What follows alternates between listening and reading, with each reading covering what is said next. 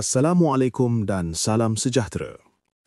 Satu majlis penyerahan projek telah diadakan di Sekolah Menengah Kebangsaan Agama Sheikh Tahir Jalaluddin, seberang Perai Tengah, Pulau Pinang. Majlis yang berlangsung pada 14 Disember 2025 bermula jam 9 pagi itu telah disempurnakan oleh Yang Berhormat Fadlina Siddiq, Menteri Pendidikan Malaysia. Untuk laporan lanjut dari lokasi majlis, kita bersama wartawan kami. Silakan. Terima kasih. Saya kini berada di SMKA Sheikh Tahir Jalaluddin, lokasi berlangsungnya majlis penyerahan projek yang melibatkan kerjasama Kementerian Pendidikan Malaysia, Jabatan Kerja Raya serta pihak kontraktor retrofit sistem sendirian berhad. Majlis ini menandakan penyerahan rasmi projek pembangunan prasarana sekolah yang bertujuan menyediakan persekitaran pembelajaran yang lebih selesa, selamat dan kondusif kepada warga sekolah.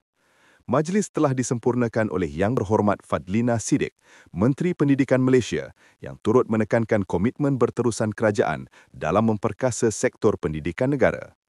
Pelaksanaan projek ini juga selari dengan aspirasi Malaysia Madani serta visi Penang 2020 yang menekankan pembangunan mampan demi kesejahteraan generasi akan datang.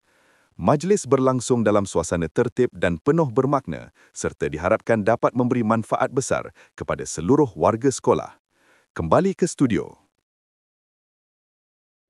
Terima kasih atas laporan tersebut. Diharapkan penyerahan projek ini dapat menyokong kecermelangan pendidikan dan memberi impak positif kepada warga SMKA Sheikh Tahir Jalaluddin, seberang Perai Tengah. Sekian laporan berita.